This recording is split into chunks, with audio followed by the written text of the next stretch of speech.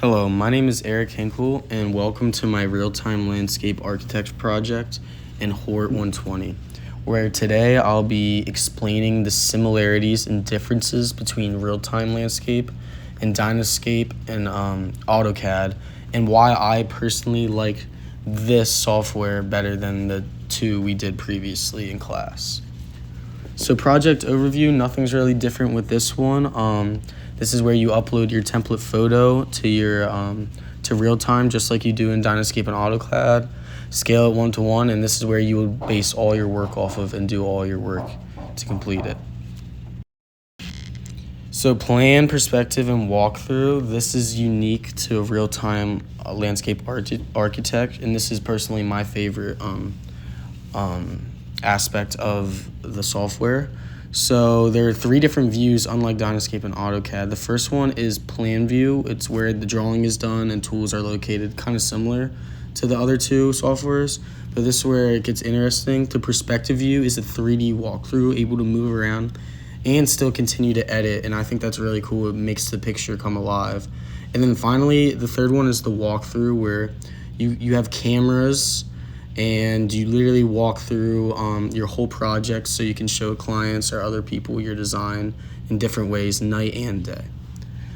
Layers and library of objects. This is really important. Layers are needed to keep different objects organized, just like AutoCAD and Dynascape. But in real time, there's a huge library with hundreds of different objects, which make it nice. And the objects help scale your design and image. For example, a car in the driveway will give a person perspective of how big the driveway and the house is. Object-specific tools. These are tools used for large objects like the grass, the plant beds, the patios, the house, and more. But what's interesting about this, unlike Dynascape and AutoCAD, you have to start from the ground layer up. And like Dynascape and AutoCAD, you could just start from everywhere, but that's not the case for this. So the layers are very important. Plant tools and plant list. The plant catalog in real time was so much more user-friendly than Dynascape and really made designing fun. In real time, we used only 2 of the 3 plant tools available in the program, and they were the single plant tool and the plant row. The plant tool was used for trees and individual plants, while the plant row tool was used for entire groupings.